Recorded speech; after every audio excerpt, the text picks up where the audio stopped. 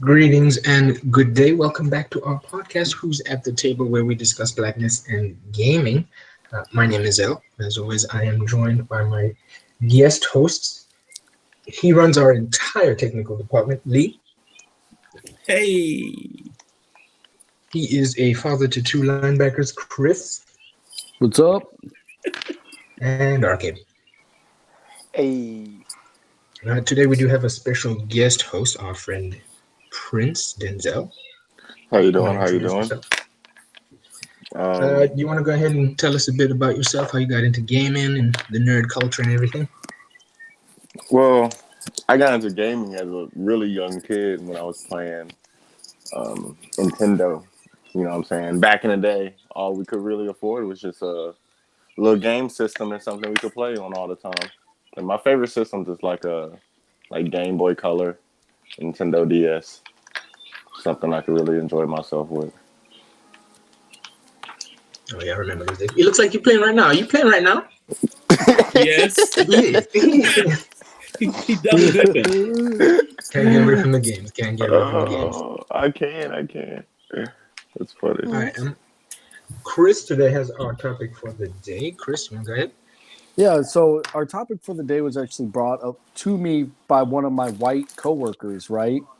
Guy knows that we're recording this podcast. You know, he was interested, and he came to me and he asked me a very interesting question. And we hit this topic in our last podcast about companies saying they support Black Lives Matter, and he asked me. He said, do you think companies say they support Black Lives Matter genuinely to boost sales, to support Black communities, or to sell to woke white people? I like the last part of that question. Does anyone want to go first, or should I start it off? You go first. Okay, sure. So just to, I suppose, reiterate what I said last week was certainly there is a certain level of corporate social responsibility, right? Where you feel as a business, we have to stay up to date with what's going on. And I feel certainly there is certain, you could say, a bit of a trend towards being woke as a corporation. I mean, we see it all the time. We have corporations have their social media accounts and they're tweeting as though they're, individual people. And I suppose that creates a sense of, breaks down the barrier of the corporation, makes you think they're one of you, so to speak. But we do have to remember at the end of the day, they are a corporation run by people who are concerned with the bottom line. I think that the main concern of most corporations is their bottom line. And so to pander certainly to the crowd of the white woke certainly makes sense if that's a crowd that's emerging, that's a market that's emerging rather. As I said last week, it's great that they do show their support, by sharing on social media saying, hey, we do support Black lives. Hey, we are here for injustice. We're not going to stand for it. But it's what happens after that I'm more concerned with. It's, because you see it all the time. You see adverts and things like that, and businesses being called out for adverts and what have you that are not PC, let me say, is the nicest way I can put it. So for me, that it's certainly what's after the, hey, we're with you. Are you just with us by saying that, or are you actually? Are you giving a portion of your funds, even though, you don't have to a Black charity? Are you, hiring more Black people? Are you giving more Black management, top tier? Are there more Black people now in your corporation? That's what I'm trying to see change, not just saying we're going to change. Lee, you look like you're antsy to jump in here and say something. Who wants to go next? By all means, Lee, you go. You want me to go next? Yeah, by all means. Yeah, I'm guest. Okay. So everything he said is point on. So the question that we should ask ourselves next is, do we try to transform these companies that are white owned, or do we create our own companies? And then how do we get Black people to frequent them, right? If there was a Black game company that made a console, would Black people who overly consume that product buy it, right? If there was a black box instead of an Xbox, if there was a Play in the Hood instead of PlayStation, would we be the ones consuming that product, or would we look at it in a jaundiced way because we've been raised in a white supremacist educational system? To look at anything that is produced by people of color as being less than, unless it's music or dancing or sports. I think it comes down then it's okay. Then it's superior, right? So we can monopolize those fields where we're entertaining other people, but we can't achieve in fields where we are the ones creating and reaping the benefits of our labor, right? So now they're talking about how they're starting high school esports classes, right? But are they doing that in Black high schools, or is that only in upper class rich high schools, right? So when money starts getting spread around, we start being left out of the equation. They want you to go volunteer for stuff, but they don't want you to then profit or benefit from it.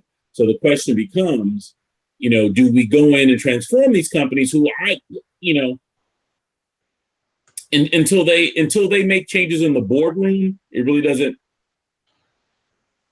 affect me whether or not they send out a press release saying that they support Black Lives Matter or that they care about the well-being of Black people when they're not paying their employees properly and when there's no Black people in decision-making positions, and that we as Black people tend to overconsume when it comes to sneakers, when it comes to games, when it comes to a lot of these products that are pushed, our way. And so until those changes come at the higher levels, not just cosmetic, it's irrelevant. So then the question becomes, do you create something to compete to make sure that your voice gets heard? Because if you let somebody else tell your story, it's very likely it's not going to be the story you want to hear. And I take George Lucas making the Tuskegee Airmen movie. If you had a Black producer and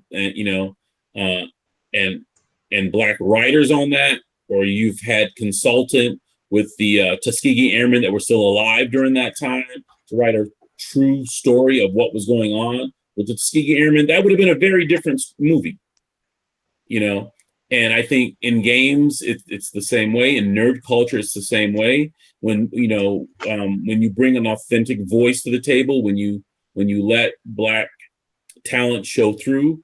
Does anybody remember Justice League Unlimited? Yes. Oh yeah. Yeah, the award-winning episodes were written by a Detroiter who passed away in 2012, Dwayne McDuffie. Right, I knew Dwayne. Right. And he was a prolific writer. He had a heart condition and he ended up succumbing to it. But during his time, some of the most memorable, iconic characters, the most groundbreaking scenes of dialogue between people were written by him, And I think that when we bring new voices to the table and allow them to speak, when we bring people of color into the decision-making process, you get a new product. When people are talking about, oh, well, I'm sick of this or I'm sick of that, or this has been done, because you have people coming from the same neighborhood, going to the same college, being taught by the same teachers, putting out the same product, right? So you get the same product again and again and again. And why are they always going back and remaking everything? Because they have no new ideas, because those people have been teaching for the last 40 years. But if you bring a person of color in, you have Lovecraft Country. When you have, what was the guy that wrote Lost? Damon Lindelof. He said when he wrote The Watchmen, he said he intentionally went out and he brought women in. He brought Black people in, because he wanted to have a diverse staff. He wanted new voices on this. And The Watchmen was the blackest thing on TV. And I hated David Lindelof before that because he ruined Prometheus for me. I mean, I wanted to have a movie about these engineers, this race of aliens, and it ended up being another horror movie thing with all these, mystery boxes all over the place. I'm like, dude, make the freaking movie about what we want it to be about, But then he came on with the Watchmen and completely redeemed himself. Why? Because he tells you he intentionally went out and he hired black people. He hired women, And then you have a Jordan Peele came on with Lovecraft Country this year. The blackest thing on TV was a subject matter taken from the most racist writer I can think of, H.P. Lovecraft. So when we're at the table, we bring something unique. We bring a unique perspective, but we have to talk about how do we spend our money. We're not educating our consumers around participating in an economic culture that uplifts them. Asian people do it all the time. Crazy Rich Asians, that was already a success before the theater even opened because they had pre-sold millions of dollars in tickets. Because Asians decided as a community that this is the only Asian film that has come out in 25 years, and they're going to go see it, whether it's good, bad, or indifferent. They were going to make it a financial success because it made it easier for the next Asian movie to be made. You can't say that Asian people aren't going to go see these movies or people aren't going to go see these movies because Asian people went out and bought tickets in the millions, right? Black people, you can't get them to do that. You can't get them to do it, and it's really sad that I'm a member right now on Facebook of several groups, and I have that Kickstarter going, as you know. Both of them have 8,000 plus members, and I'm like, if we banded together and we want to support a black company that's the only company in its field that's doing something to highlight the heroism of our black ancestors, if everybody in this group just gave a freaking dollar. Right? Instead of buying your $600 PlayStation, just take $1 out of that. Instead of buying the extra remote and the add-on package and the extra hard drive, just take $1. If everybody gave $1, we would have been funded on day one within the first couple of minutes. But we don't think like that. We don't think as a collective. We don't think, even as a nerd community, we don't think about what's in our best interest to support our cosplayers and to support black content. And right now, I have to partner with Native Americans who don't have any representation in the field. And they're reaching out to me and they're saying, hey, we have some sculptors, but we need a miniature manufacturers. There's no Native American miniature manufacturers. So we're going to partner with you, our cousins, people in the black community, to make sure that happens. Because they think as a collective, they think as a community, and we don't. We think as a bunch of rugged individuals because I think a lot of us have been brainwashed by an educational system that teaches us that the white man's ice is colder, his water is wetter, and everything he does is better. And we have to break through that mindset to really think about how do we let people keep pulling our wool over our eyes by saying they're with us, and then they cut our throats whenever it's time for a dollar to be passed. That dollar does not circulate in the black community. I think on that point, and first of all, on the subject matter, in terms of the company thing, I'll go back to kind of like what I said last time.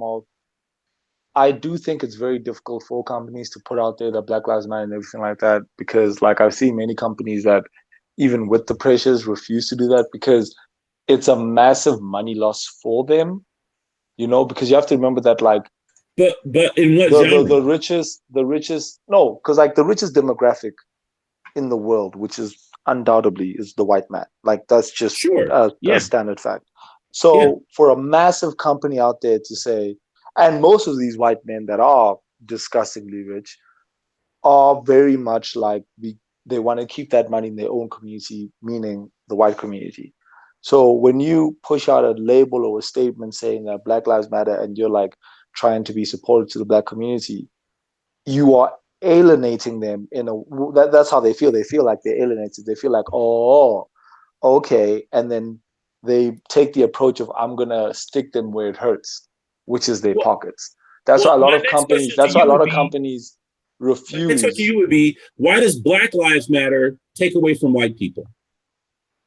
Why I'm not. why is No, no, that no. the No one guy? is. No Why one why is. is No that one is. No, no, no. No one is saying the that. No one is opposing saying view? that. But I'm saying that like that's just how.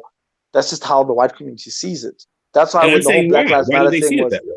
That's bro. You're gonna have to ask a white man, bro. I gonna tell you. Okay, next guest, white man. but but like I think in the most cases when people when they hear that whole Black Lives Matter thing, they just they freak out and they get scared. They're like, oh no, black people are uprising, Racist. and there's that like there's that fear and also just straight up racism. So I think for a company to come out like that and be on some, hey, Black Lives Matter, and this is us, and this is what we're putting, and we're blastering it everywhere, I think it's a huge step and it's a positive step in the right direction, even if that's maybe all they do for now anyway. Because that alone is like, it's a massive statement piece. Because there's many companies out there that won't do shit. So it is. And then to your point of saying that like why black people won't support other black people, I think for me personally, in my experience, especially here in South Africa, all I ever want from anybody, even my own community, is effort. If you're gonna put effort, if you're gonna release a console, right, and this is really what you want to do, put effort into releasing that console. Know who you're competing against and put actual effort. Don't do what fucking Soldier Boy did and go buy a Chinese console and then slap your name on it and boom, there you go. Like, don't do that because that's bullshit. Like put actual effort into it. And a lot of what you see, especially in the black community here in South Africa, is that there's a sense of entitlement. There's a sense of everything was taken away from us. The land was taken away from us. All this was taken away from us. All you white people have a head start. I'm going to sit here on my chair and I want shit given to me. And you see that a lot. I see that from like my uncles all the time of like, why should I work so hard when, everything was taken away from me? And it's like, my man, you think some white man is going to come here and just be like, oh, take my house, take my land, take my cars. This belongs to you. Here you go. No, that's not how that shit works. It's just not. Power concedes nothing without a demand. No, but the demand you can't demand something and just sit there and do nothing. No, that's my point. You can't. You have to do something. Yeah, exactly. And that's and what I see from a lot of people in my community, and a lot of people, like a lot of black people around here in my country, is just that essence of, I'm entitled to this, I'm entitled to that, I'm entitled, without doing anything, without working, without pushing, without going to school, getting an education, getting a degree, learning how these things work, understanding certain outcomes in certain areas. No, they just want things to be given to them. So my entire thing is that, like, if you're going to start a business or anything, put actual effort into it. Try. So I then can support you.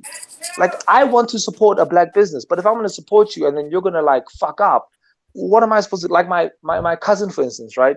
My cousin planned this whole party, right? And her entire party, like she's rich. Her family's rich. Like they rich, like loaded, right? They did not have to support black businesses, but they wanted to. So they got black catering, they got black designers, they got black people to do the dresses, and they got black photographers, they got everything designed for that party was black owned, all of it. People came late. The people that were bringing the food came late. They brought the wrong food.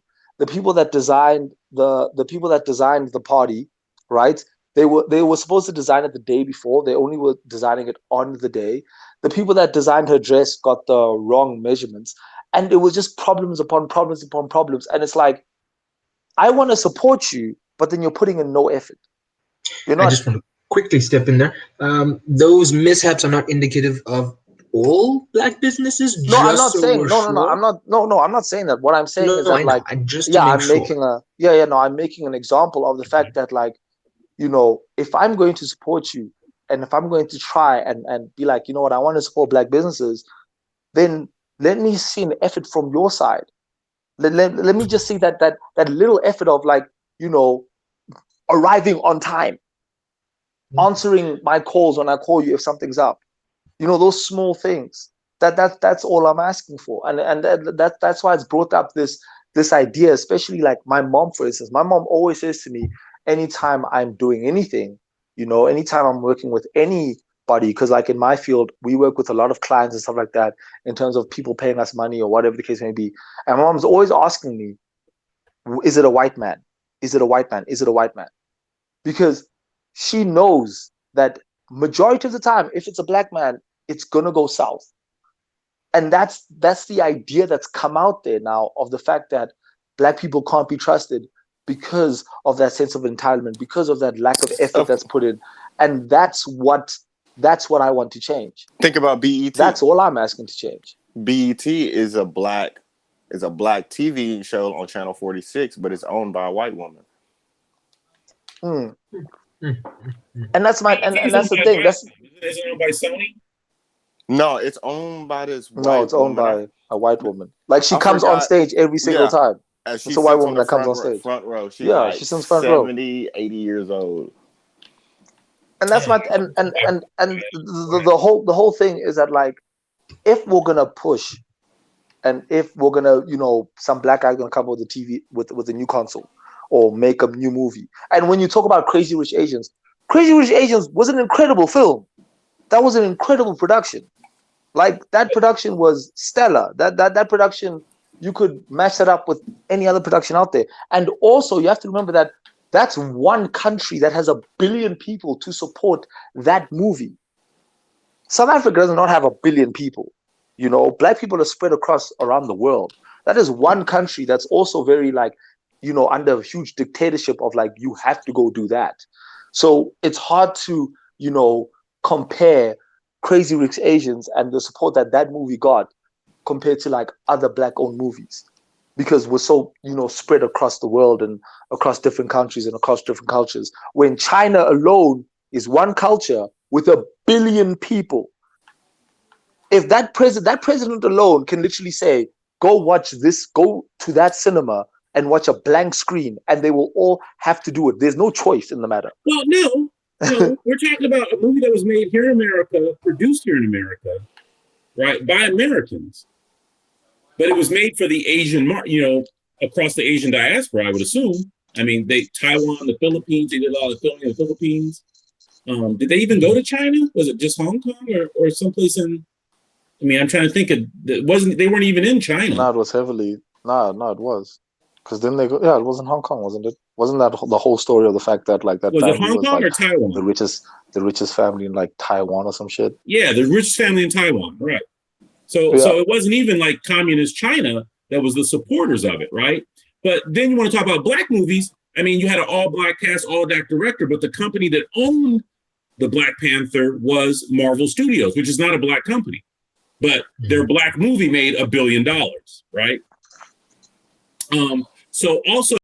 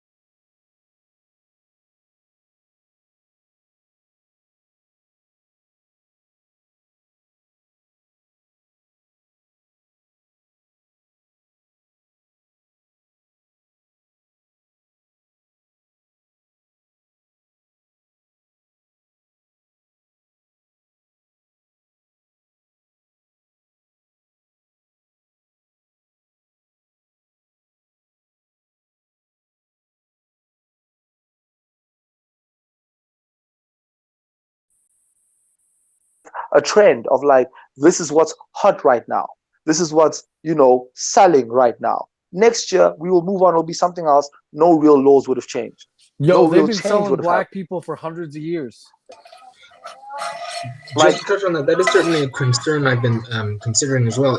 And just to bring back to the topic, Chris, what your white friend asked you, it certainly does. I am certainly concerned that it is a lot of pandering, Yeah. maybe to a certain demographic, and we're not going to see any real change.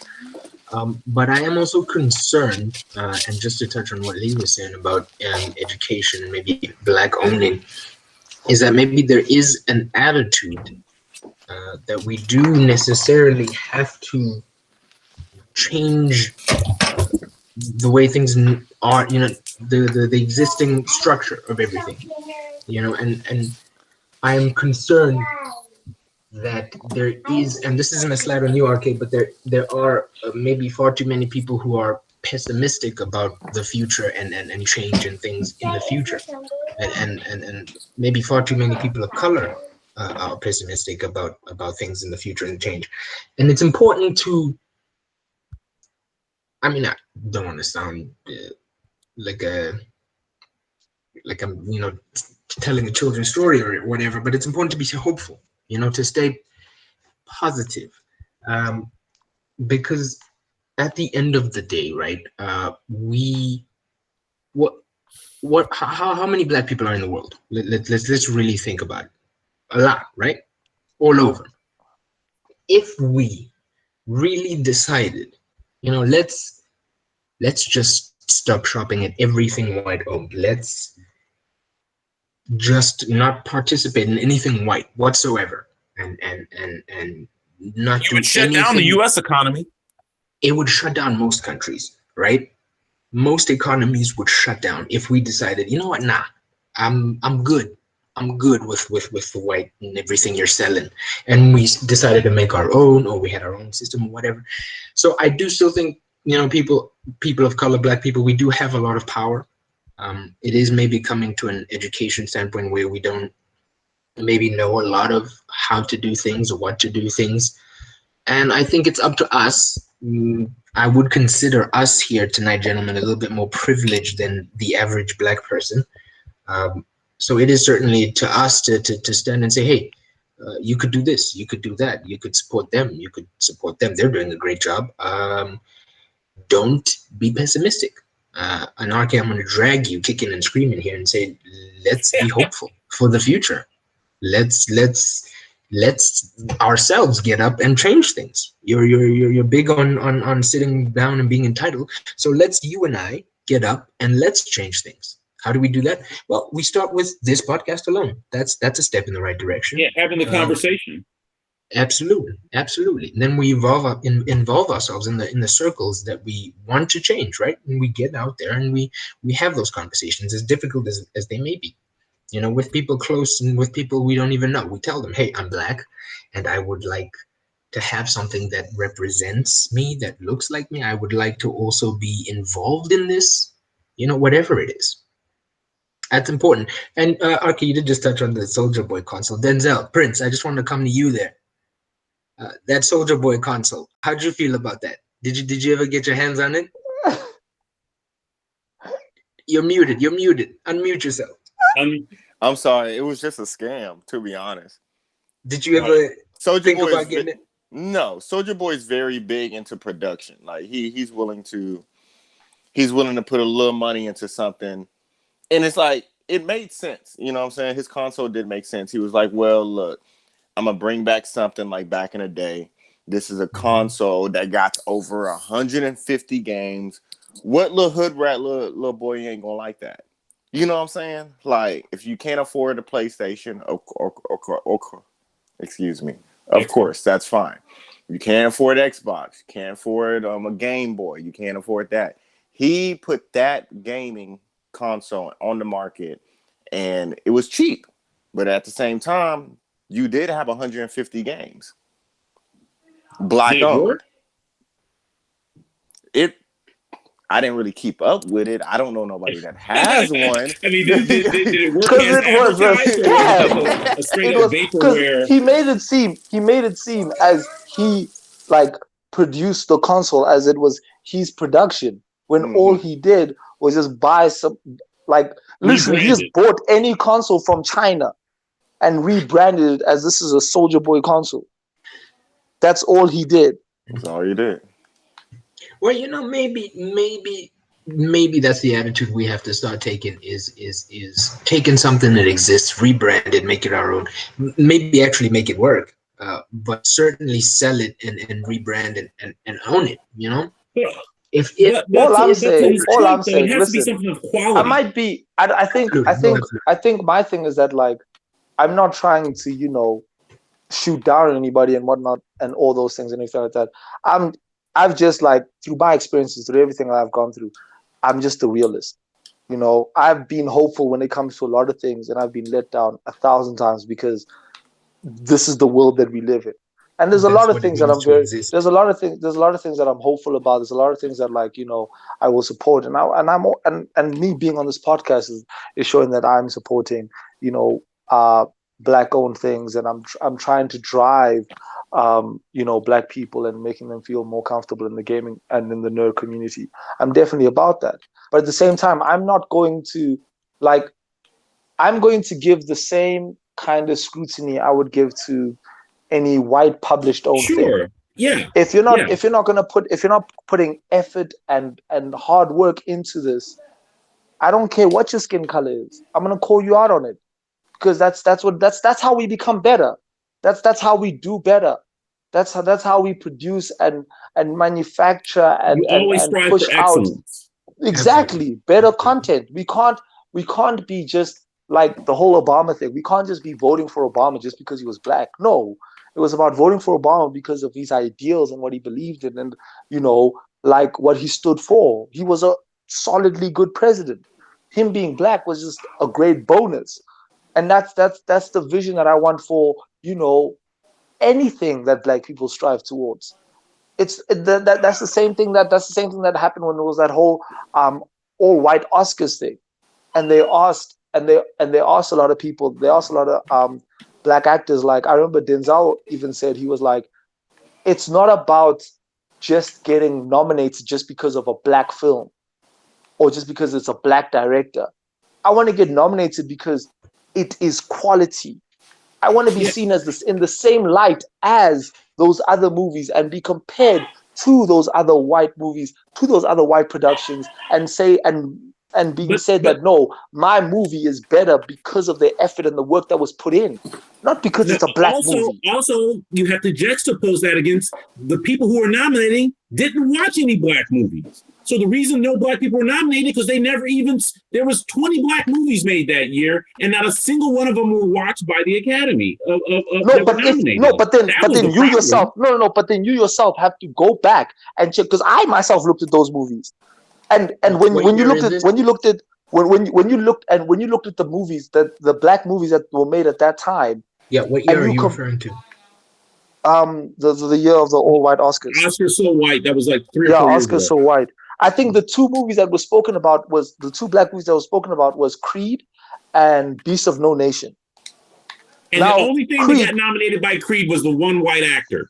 No, but you're not letting me finish. What I'm saying is that, like, when you compare those two movies to the other movies that were selected, like any of the, it was fair that those white movies might have got the upper hand because those white movies were that standard, of that quality.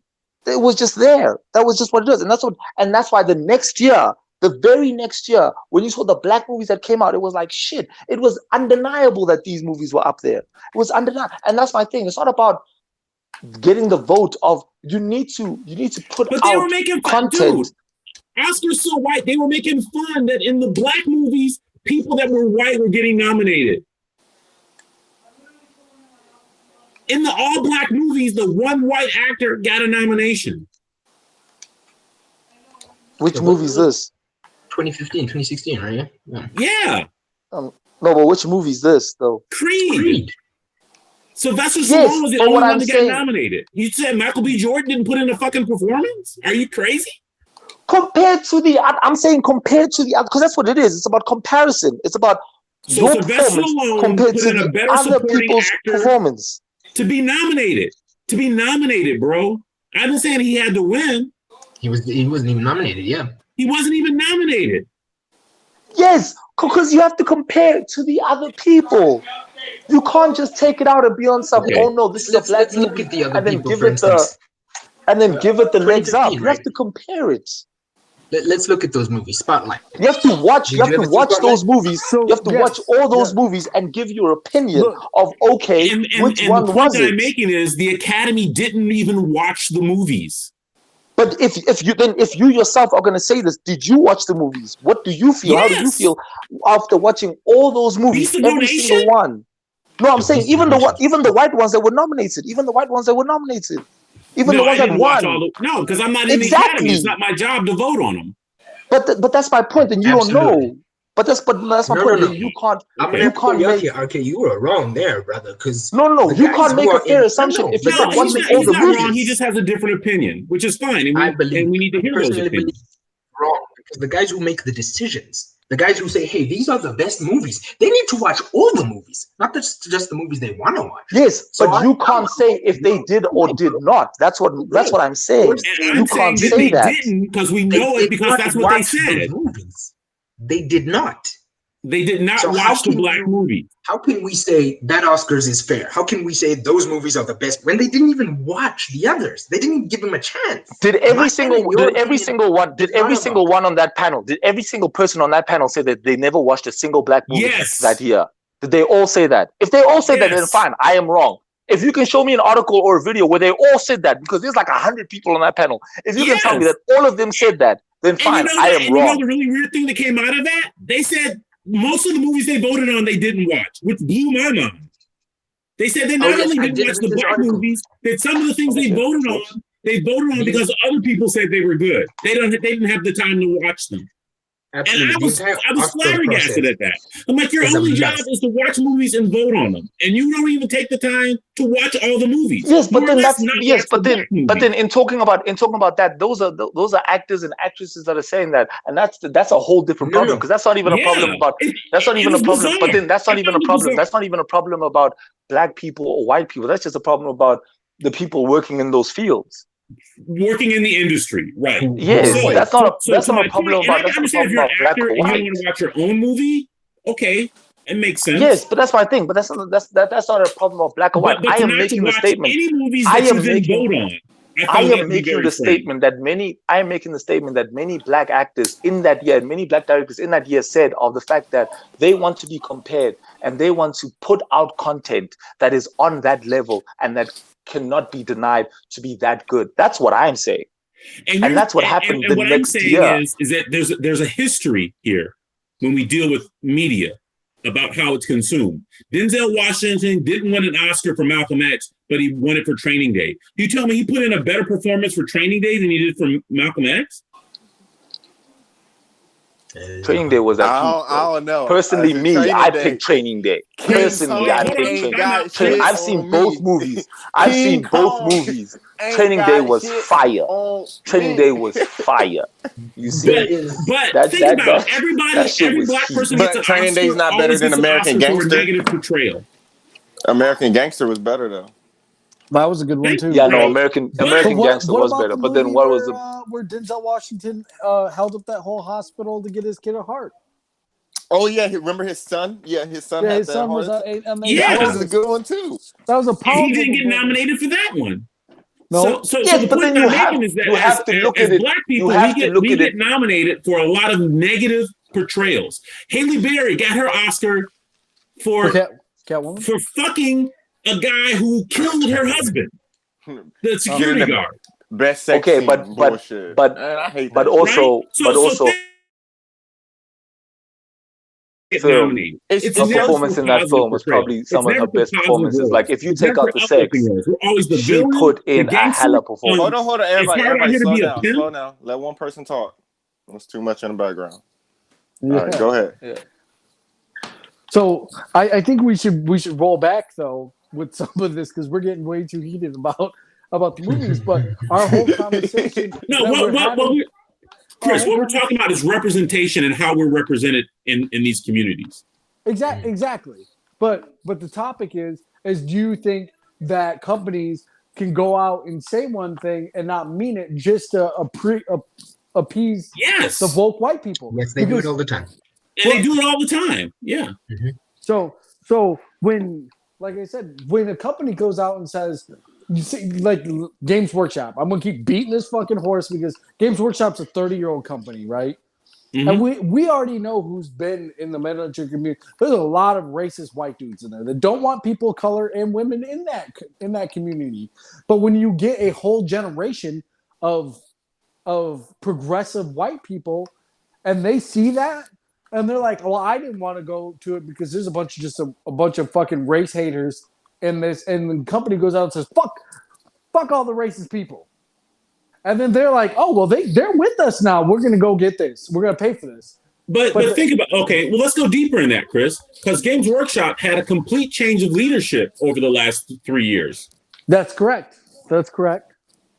You know, so I think that the new younger leadership has really changed the culture in that country. And a lot of the creators that are creating the content are younger guys who may be on our side that we really have to consider as this being a genuine effort, right? That has never, like you said, been done in 30 years. A lot of also in other media, this is happening. Like I said, just TV commercials alone. I've seen more outreach when it comes to showing.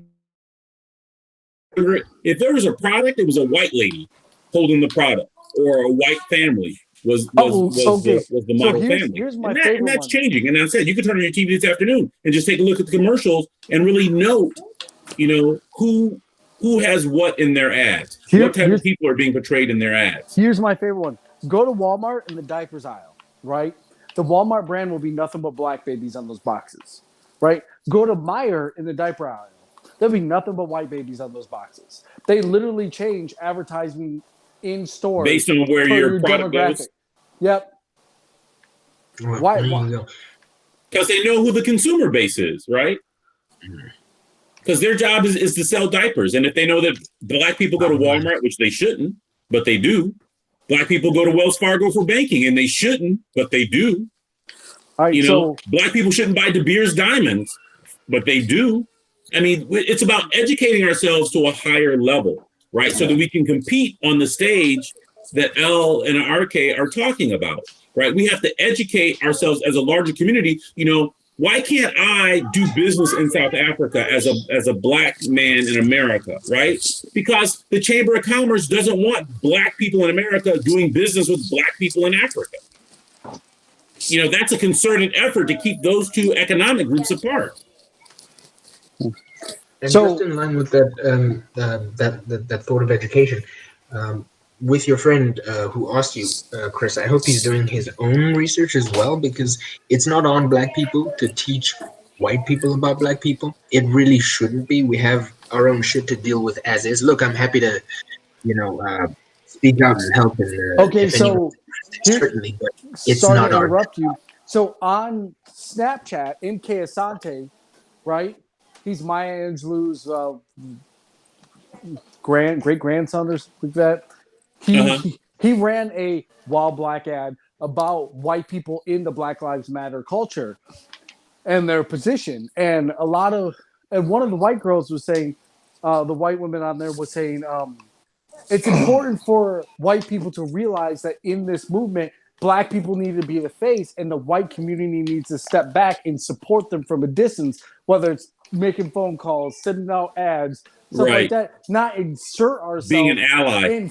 Not insert ourselves in front and take that spotlight. And I think a lot of people are forgetting that black people need the support of the white community to push this agenda, but they don't need to be the face of the agenda. That's fair. What do you think, Al? Yeah, probably. I mean, it's. That's like with this podcast, we could have white people editing and cutting it and putting it up.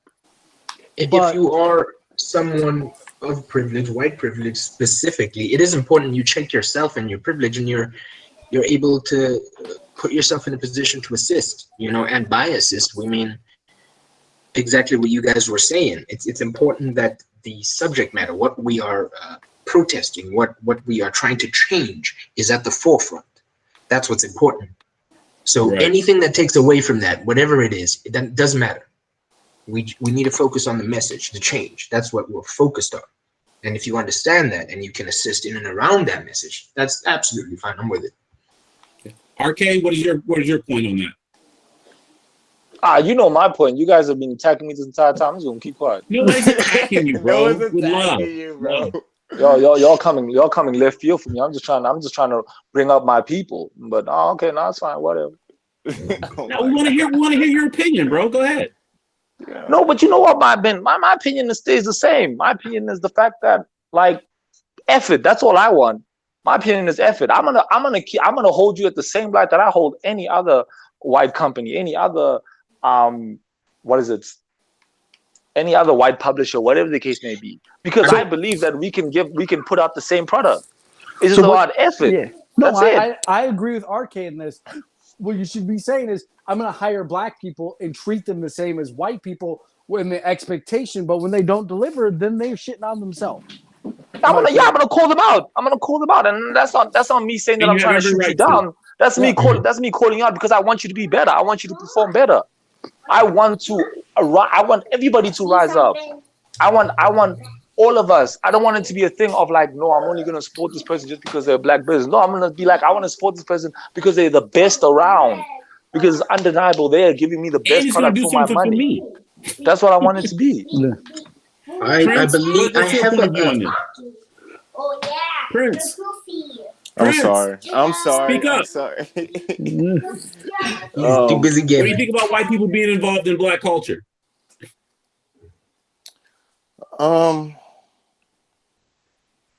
That's a very hard question to answer.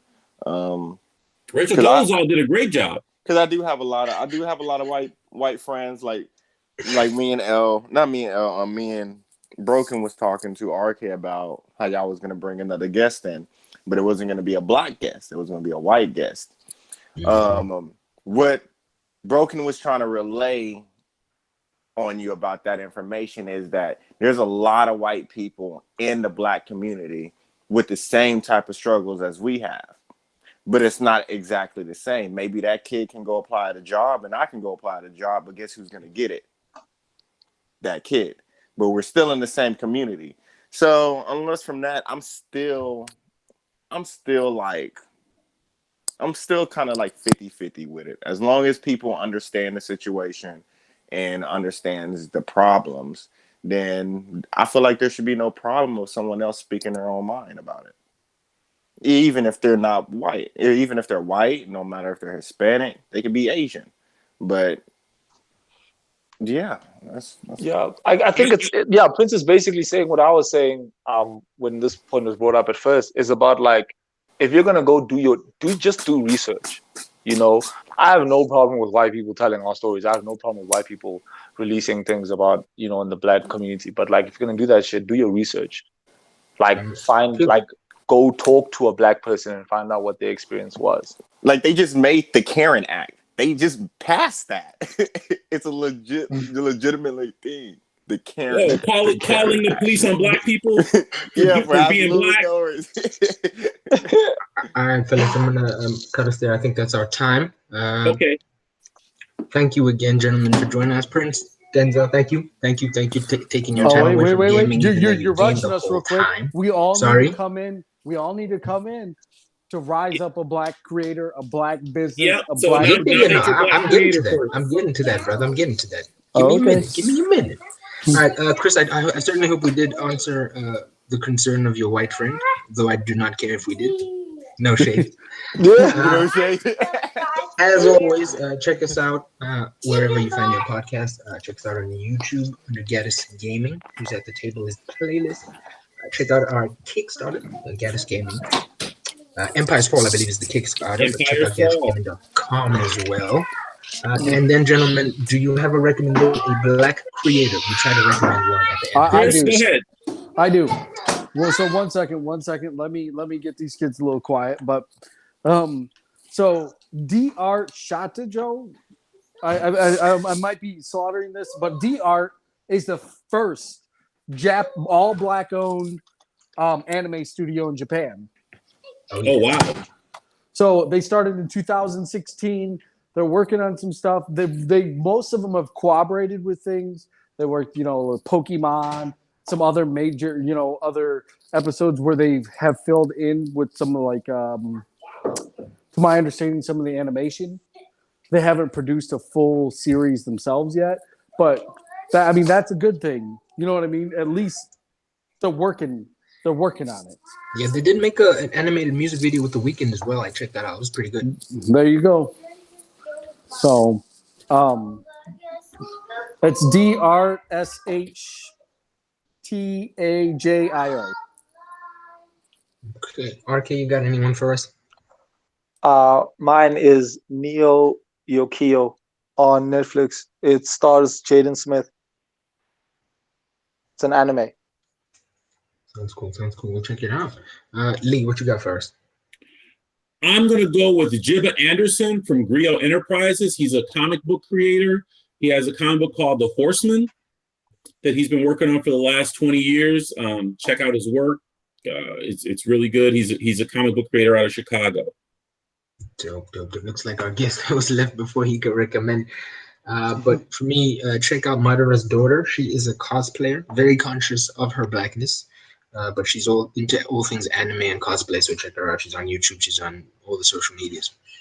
But as always, thanks for joining us. I'll see you guys next time. Cheers. See ya.